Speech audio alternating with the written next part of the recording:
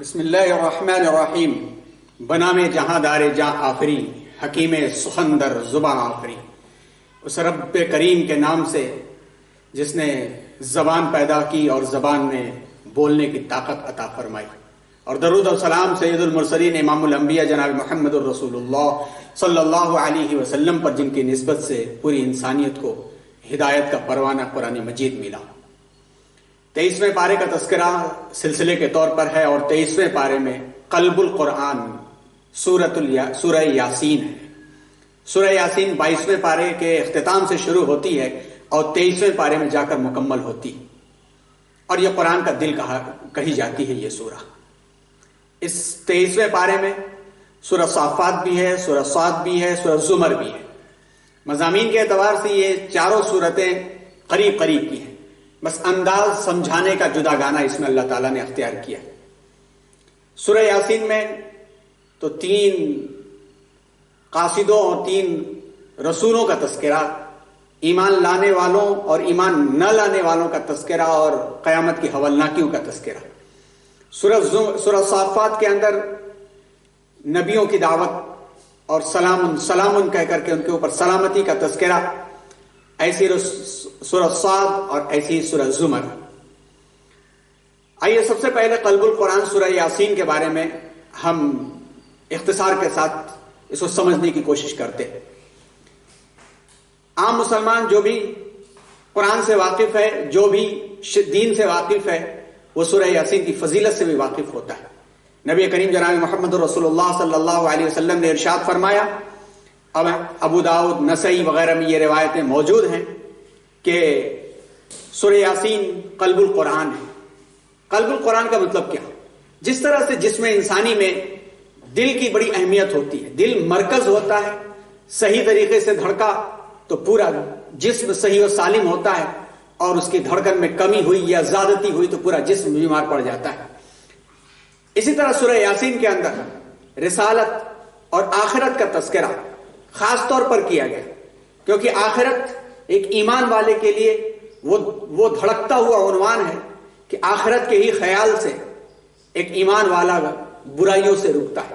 آخرت کے ہی خیال سے وہ دنیا کی زندگی کو ہمیشہ کی زندگی نہیں سمجھتا، وہ آخرت کے ذخیرہ کرنے کے خیال سے دنیا میں ذخیرہ نہیں کرتا۔ گویا اس کی آخرت اگر درست، اس کا روحانی دل درست اور اس کا روحانی پورا جسم درست۔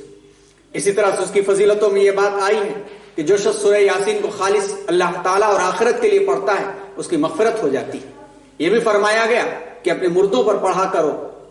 روح نکلنے میں آسانی ہوتی ہے۔ امام غزالی علیہ الرحمہ نے سورہ یاسین کو قلب قرآن فرمانے کی یہ وجہ بتائی ہے کہ اس سورہ میں قیامت، حشر و نشر کے مضامین خاص تفصیل اور ایک خاص بلاغت کے ساتھ بیان کیے گئے۔ اصول ایمان میں عقیدہ آخرت وہ چیز ہے جس پر انسان کے اعمال کی صحت موقوف ہے۔ خوف آخرت سے ہی انسان اعمال صالحہ کے لیے تیار رہتا ہے، اور یہی خوف آخرت اس کو ناجائز خواہشات سے روکتا ہے۔ جس طرح بدن کی صحت قلب کے اوپر موقوف ہے، اسی طرح ایمان کی صحت فکر آخرت پر موقوف ہے۔ روح المعانی میں علامہ آلوسی نے بھی لکھا ہے۔ اس سورہ کا نام یوں تو سورہ یاسین ہی مشہور ہے، اور لفظ یاسین جیسا کہ اکثر مفسرین لکھتے ہیں کہ یہ حضور اکرم صلی اللہ علیہ وسلم کو پکارنے کا خاص پیارا انداز اللہ رب العزت نے اختیار فرمایا ہے، حروف مقطعات میں سے ہے۔ اس کے بارے میں مزید اور بھی بیانات مفسرین نے لکھے ہیں۔ اس سورہ کا نام تورات میں معینہ کے نام سے جانا جاتا ہے، جیسا کہ ایک روایت میں اس کا تذکرہ ہے۔ اس سورہ کا نام سورہ عظیمہ بھی ہے، اور اس سورہ کے مزید فضائل ہیں کہ جو شخص سورہ یاسین صبح پڑھتا ہے شام تک سکون سے رہتا ہے، شام کو پڑھتا ہے صبح تک سکون سے رہتا ہے۔ سورہ یاسین کے اندر جن مضامین کا تذکرہ ہے، ان مضامین کے اندر خاص طور پر یہ بات قابل غور ہے، اذ ارسلنا الیہم اثنین فکذبوہما فعززنا بثالث، کہ ہم نے 2 قاصدوں کو بھیجا۔ اب ان قاصدوں کے تعلق سے اختلاف ہے کہ یہ رسول تھے یا قاصد تھے. مفسرین نے لکھا ہے، جیسا کہ وہ علامہ مفتی شفیع علیہ رحمت نے بھی لکھا ہے کہ یہ حضرت عیسیٰ علیہ السلام کے ماننے والے داعیوں میں سے تھے. 2 آئے اور شام کے شہر انطاکیہ جو بڑا رچ شہر تھا، مشہور شہر تھا، وہاں انہوں نے اپنی دعوت کو پیش کیا.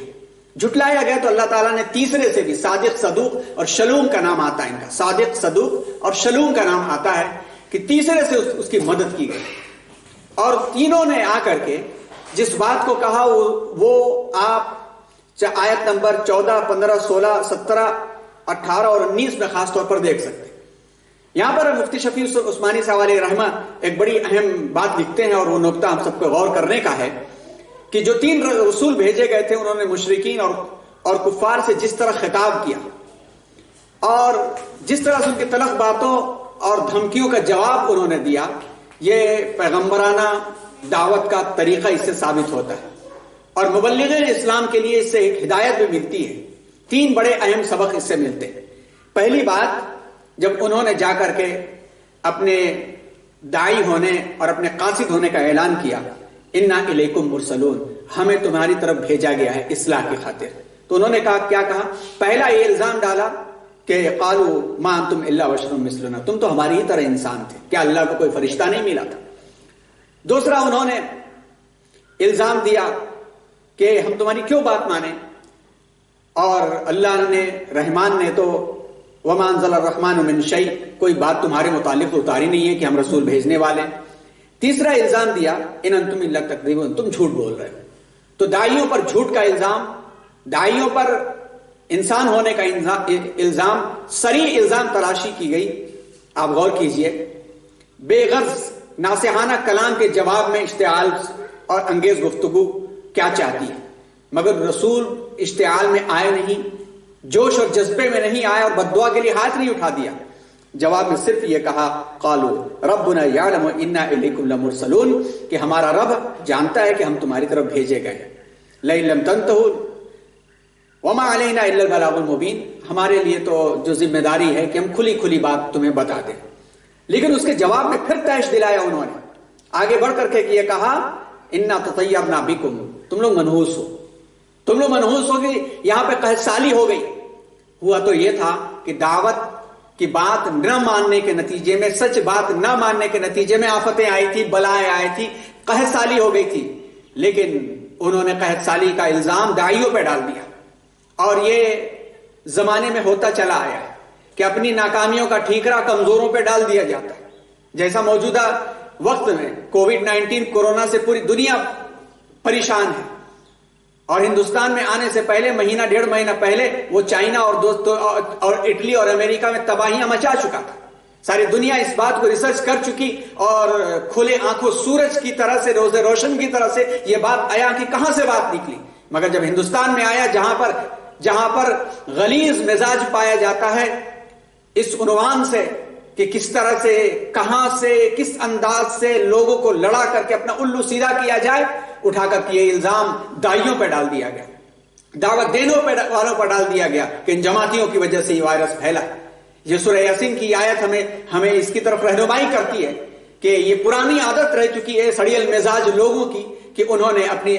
ناکامیوں کا ٹھیکرا کمزوروں پر، داعیوں پر اور غریبوں پر پھوڑا ہے. اس سے مایوس ہونے کی ضرورت نہیں. انہوں نے کہا انا تطیرنا بکم، کہ یہ تم لوگ منحوس ہو، تمہاری وجہ سے ہم مصیبت میں پڑ گئے. لئن لم تنتہوا لنرجمنکم ولمسنکم منا عذاب علیم، ارے دیکھو باز نہیں آئے تو تم پر سخت عذاب دیں گے. جیسے سارا گھیراؤ کر دیا گیا، معلوم یہ ہوا کہ اس میں سے اکثر نگیٹو تھے، ان کو اٹھا کر کے پولیس کے حوالے کر دیا گیا، اور پھر ان کے اوپر ناطقہ بند کر دیا گیا. وہ اللہ کے بندے اللہ کی راہ میں نکل چکے ہیں. انشاءاللہ ان کی دعاؤں کے نتیجے میں، انشاءاللہ ان کی محنتوں کے نتیجے میں، جہاں جہاں وہ قرنطینہ میں ڈالے گئے ہیں، کوارنٹائن کیے گئے ہیں، دعوت پھیلے گی انشاءاللہ. کیونکہ وہ اللہ کی راہ میں نکل گئے، اپنا سب کچھ قربان کر کے. وہ پیسے روپے کی لالچ میں نہ نکلے ہیں، اور نہ کوئی ثابت کر سکا ہے، نہ ثابت کر سکے گا، کیونکہ کبھی نہیں نکلے ہوئے. تو یہاں بھی داعیوں نے کہا قالوا طائرکم معکم، تمہاری شامت تو تمہارے گلے میں پڑی چکی ہے، تمہاری شامت تمہارے گلے میں پڑ چکی ہے، کب تک الزام دیتے رہو گے. مگر رسولوں نے ان کے جواب میں جو بات کہی مجمل اختیار کیا، کوئی الزام نہیں دیا، کوئی بھڑک کر کے کوئی بھاشن نہیں دیا، کوئی تقریر نہیں کی، بس اتنا کہا کہ بل انتم قوم مسرفون، تم زیادتی کر رہے ہو۔ لیکن ان کی تائید میں ایک شخص اتر آیا، اس کا نام حبیب تھا، اس کا مزار بھی پایا جاتا ہے وہاں پر، اس کے بارے میں طویل واقعات روایات ہیں، لیکن اس نے دعوت کو قبول کر لیا تھا۔ وہ ایک بڑھئی تھا اور اس نے آ کر کے اپنی قوم کے لوگوں کو دیکھا کہ جھٹلا رہے ہیں اور جھٹلانے کا نتیجہ کہیں خطرناک نہ ہو جائے، اس نے آ کر کے کہا وجاء من اقصى المدینۃ رجل یسعى، دوڑتا ہوا آیا، یا قوم اتبعوا المرسلین، مان لو ان کی بات، مان لو سچے ہیں لوگ اور ہدایت پا جاؤ۔ اس کو بھی مار ڈالا ان لوگوں نے، جب مار ڈالا تو مرتے مرتے مر گیا، مگر اس نے دعوت کا دامن نہیں چھوڑا، دعا کرتے ہوئے مر گیا اور کہا بما غفر لی ربی وجعلنی یا لیت قومی یعلمون، کاش میری قوم جان جاتی کہ میرے رب نے مجھے کیا مغفرت عطا کی ہے، کیا انعامات عطا کیے ہیں۔ اور پھر جب اللہ تعالیٰ نے اس کے بعد عذاب بھیجا تو فرمایا کہ ان کے لیے فرشتوں کی فوج بھیجنے کی ضرورت نہیں تھی۔ ایسی چیخ ماری حضرت جبریل علیہ الصلوۃ والسلام نے کہ ان کانت الا صیحۃ واحدہ فاذا هم خامدون، وہ ٹھنڈے پڑ گئے۔ تو یہ داعیانہ اصول یہاں پر بیان کیا گیا۔ اس کے بعد کی آیتوں میں اللہ تعالیٰ نے کارخانے قدرت کے مثالیں بیان کرتے ہوئے بہترین مثالیں بیان کی کہ غور کرو اور فکر کرو کس طرح سے یہ کارخانہ قدرت ایک رب کے حکم کے مطابق چل رہا ہے، جس میں باغوں کا تذکرہ، پھلوں کا تذکرہ اور ہر چیز کو جوڑوں میں بنانے کا تذکرہ، اور پھر رات کی آیت ہونے کا تذکرہ، وآیۃ لہم اللیل، رات کی آیت بیان کرو، نسلخ منہ النہار، ہم کھینچ کے دن کو نکال لیتے ہیں۔ پھر اس کے بعد سورج کا تذکرہ، والشمس تجری لمستقر لہا۔ قرآن مجید نے سب سے پہلے یہ دعویٰ کیا کہ سورج اپنے آربٹ میں اور ایکسس میں گردش کر رہا ہے، مستقر لہا، ذالک تقدیر العزیز العلیم، یہ عزت والے عزیز اور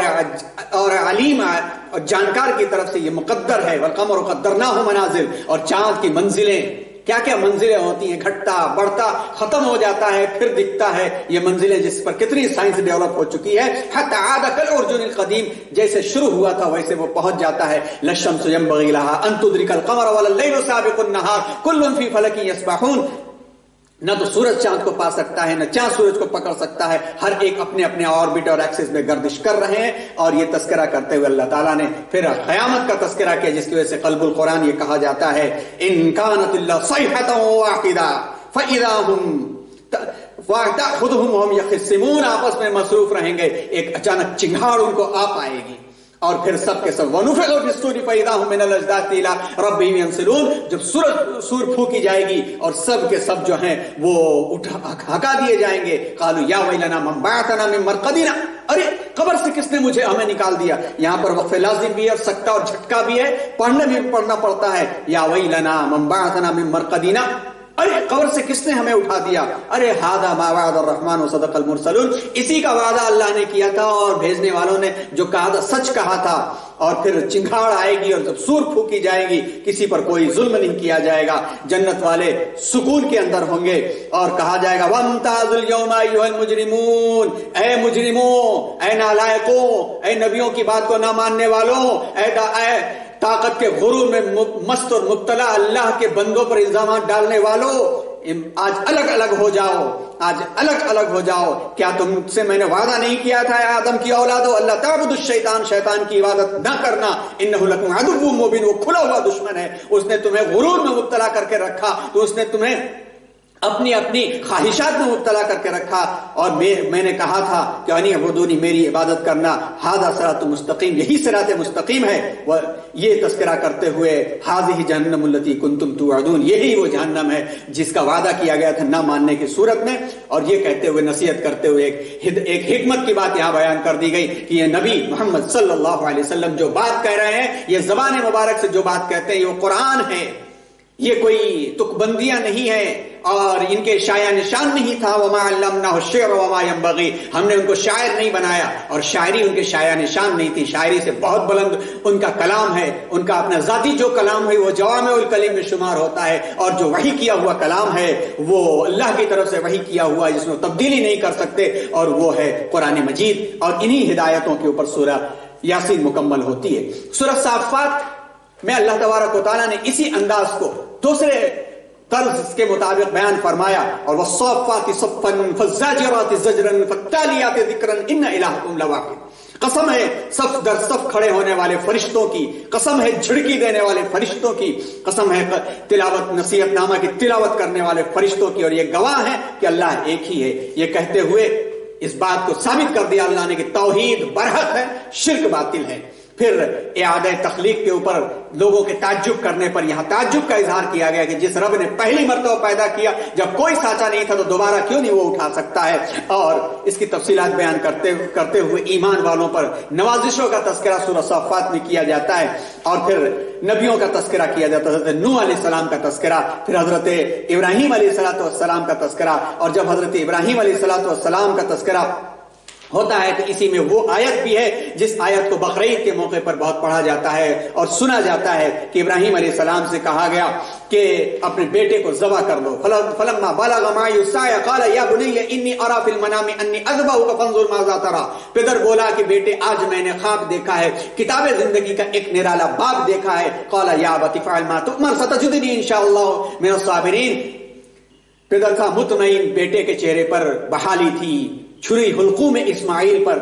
چلنے ہی والی تھی، اور اللہ تعالیٰ نے اس کو سلام علی ابراہیم کہتے ہوئے اس کو فدیناہ بذبح عظیم قرار دیا، کہ ذبح عظیم اس کو قرار دیا، جس کی تفصیلات بقرعید کے موقع پر ہم سب سنتے ہیں۔ حضرت الیاس کا تذکرہ کیا گیا، حضرت یونس کا تذکرہ کیا گیا، اور مشرکانہ عقائد کے گورکھ دھندوں کا تذکرہ کر کے ان کی بخیہ ادھیڑ دی گئی، اور غلبہ حق کا اعلان کر دیا گیا کہ ہم آیت نمبر 178 میں کہا گیا جب یہ آیت ختم ہو، جب یہ سورہ صافات مکمل ہوتی ہے کہ اپنے رسولوں کو پہلے ہی کہہ دیا تھا کہ ان کی نصرت اور مدد کی جائے گی، اور ہمارا لشکر ہی غالب آ کر کے رہے گا، ہمارا لشکر ہی غالب آ کر کے رہے گا۔ ان جندنا لهم الغالبون فتول عنهم حتى حين وابصرهم فسوف يبصرون۔ تو ان کو ایک وقت تک الگ رہنے دیجئے، انہیں دیکھتے رہیے، یہ بھی دیکھتے رہیں گے کیا ہمارے عذاب کی جلدی مچا رہے ہیں۔ جب ہمارا عذاب آئے گا تو صبح ان کے لیے بڑی بری ہوگی جن کو آگاہ کیا جائے گا۔ بس ایک وقت تک کے لیے ان کو الگ رہنے دیجئے، دیکھنے دیجئے کہ کیا ہوتا ہے، یہ بھی انجام دیکھ لیں گے۔ فسوف يبصرون، ان قریب دیکھ لیں گے۔ سبحان ربک رب العزت عما یصفون وسلام علی المرسلین والحمد للہ رب العالمین۔ پاک ہے آپ کا پروردگار، مالک عزت و اقبال ہے اس تمام ان کی تمام باتوں سے، اور سلام ہو پیغمبروں پر، اور شکر ہے اللہ کا جو رب ہے سارے جہانوں پر۔ سورہ صاد بھی اسی پارے کی آیت ہے، اس کے اندر کافروں کی ہر دھرمی کا تذکرہ الگ انداز سے کیا گیا، اور گزشتہ کافر قوموں کا انجام بتا دیا گیا کہ کیا انجام ہوا تھا۔ ان سے پہلے نوح کی قوم، عاد کی قوم، اور میخوں والے فرعون، قوم سمود، قوم لوط، قوم ایکا، مدین والے، انہوں نے نبیوں کو جھٹلایا، جن کا انجام بڑا برا ہوا۔ حضرت داؤد علیہ السلام کا ایک واقعہ بیان کیا گیا، حضرت سلیمان علیہ السلام کا ایک واقعہ بیان کیا گیا، حضرت ایوب علیہ السلام کی آزمائش کا تذکرہ کرتے ہوئے ان واقعات کے ذریعے سے، ان نصیحتوں کے ذریعے سے پیغمبروں کا کام بیان کیا گیا، گویا داعیوں کا کام بیان کر دیا گیا کہ آپ کہہ دیجئے کہ میں تو آگاہ کرنے والا ہوں، اور کوئی معبود نہیں سوائے ایک اللہ کے جو غالب ہے اور زبردست ہے، آسمان اور زمین اس کے درمیان تمام مخلوقات کا مالک ہے، غالب ہے اور مغفرت کرنے والا ہے۔ اور اسی پر سورہ صاد مکمل ہوتی ہے، اور اسی طرح سے سورہ زمر بھی اسی کے اندر ہے کہ دین خالص میں اس میں خصوصی جو ملاوٹ کی جو کوششیں ہو رہی ہیں وہ کامیاب نہیں ہو سکتی۔ تخلیق انسانی کا اعجاز اس کے اندر بیان کیا گیا کہ پھر سے ایک حکمت اور سائنس کی باتیں کی گئی، اور اخلاص کی دعوت دینے والوں کو طاغوت کے بندوں سے بچنے کے لیے، اور طاغوت سے بچ کر کے جو لوگ زندگی گزارتے اللہ کے سچے بندے ہیں، اور شرع صدر کی بات کہتے ہوئے اللہ تعالیٰ نے ایسے لوگوں کے بدترین عذاب کا تذکرہ کیا ہے کہ جو اس طرح کا ظلم کر رہا ہے، سچ اور جھوٹ کا جو انجام ہوتا ہے اس کا تذکرہ کرتے ہوئے نیند کے سلسلے میں بڑا انکشاف کیا گیا۔ یہاں پہ نیند کے سلسلے میں سورہ زمر میں آیت نمبر 42 میں بتایا گیا ہے کہ اللہ روحوں کو ان کی موت کے وقت قبض کر لیتا ہے، اور جن کی موت اس وقت مقدر نہیں ہوتی ان کی روحوں کو نیند کی حالت میں قبض کر لیتا ہے، پھر جن کی موت کا فیصلہ فرما دیتا ہے ان کو روک لیتا ہے، اور دیگر ارواح کو متعینہ مدت کے لیے چھوڑ دیتا ہے۔ نیند کی حالت میں بصارت، دیکھنے کی قوت، سننے کی قوت اور سونگھنے کی قوت وقتی طور پر معطل ہو جاتی ہے، روح جسم سے جدا رہتی ہے لیکن ربط قائم رہتا ہے، جس کے دور دوسری چیز ہے جس میں کہ اعضاء کام کر رہے ہوتے ہیں، اور پھر اس کا تذکرہ کرتے ہوئے شرک کا دوغلاپن اللہ تعالیٰ نے یہاں پر بیان کیا، اور قیامت کے دن جلال خداوندی کیا ہوگی، اور قیامت کے دن جو ہوگا اس کو بیان فرمایا، وما قدر اللہ حق قدرہ والارض جميعا قبضته یوم القیامت والسماوات مطویات بیمینہ سبحانہ وتعالی عما یشرکون، کہ ان لوگوں نے اللہ کی صحیح قدر نہ کی، اس کی عظمت نہ پہچانی، حالانکہ ساری زمین روز قیامت اس کی مٹھی میں ہوگی، اور سارے آسمان لپیٹ دیے جائیں گے، اس کے ایک ہاتھ میں ہوں گے، اور مشرکوں کی بات سے وہ پاک ہے اور وہ مقدس ہے۔ پھر دو گروہوں کا تذکرہ کیا گیا، وسیق الذین کفروا الی جہنم زمرا، کافروں کو گروہ جہنم میں ہانک دیا جائے گا، اور مومنوں کو گروہ جنت کی طرف لے جایا جائے گا۔ یہ تذکرے کرتے ہوئے سورہ زمر بھی مکمل ہوتی ہے 24ویں پارے میں آ کر کے۔ تو گویا ایک طرح سے سورہ یاسین قلب قرآن کو بیان کر کے قلب کو درست کرنے کی بات کہتے ہوئے کہہ دیا گیا، سبحان ربک رب العزت عما یصفون وسلام علی المرسلین والحمد للہ رب العالمین، وآخر دعوانا الحمد للہ رب العالمین۔